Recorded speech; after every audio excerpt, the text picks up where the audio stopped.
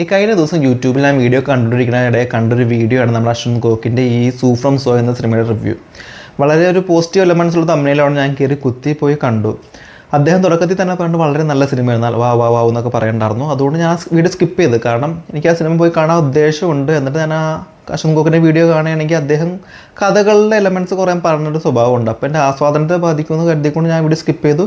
വേറെ പല യൂട്യൂബേഴ്സിൻ്റെയും പോയി കണ്ടു, അതിലും പറയുന്നു അത്യാവശ്യം നല്ല സിനിമ എന്ന്.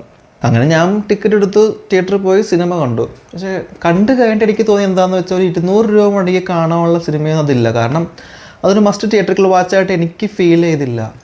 ധാരാളം കോമഡി അതിൽ കൊണ്ടുവരാൻ നോക്കുന്നുണ്ട്, പക്ഷെ മിക്കതും വർക്കാവുന്നില്ല. പക്ഷേ എൻ്റെ കാര്യമാണ് ഞാൻ പറഞ്ഞത്. കാരണം തിയേറ്ററിൽ കുറേ പേര് ചിരിക്കുന്നുണ്ടായിരുന്നു, എനിക്കാണെങ്കിൽ അതൊട്ട് ദഹിക്കുന്നുമില്ല.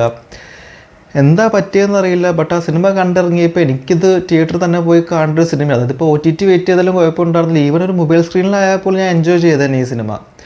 അതും ഈ ചില പേടിപ്പെടുത്തുന്ന ഹെറർ എലമെൻറ്റ്സിൻ്റെ സൗണ്ട് ഉണ്ട്, ആ ഭാഗം ഒഴിച്ച് ബാക്കി എന്ന് നമുക്ക് OTT, അത് ഫോണിലായിക്കോട്ടെ ലാപ്പിലായിക്കോട്ടെ TV യിലായിക്കോട്ടെ കണ്ട ഒരു വ്യത്യാസം തോന്നിക്കാൻ പോകുന്ന ഈ സിനിമ ഉണ്ട്.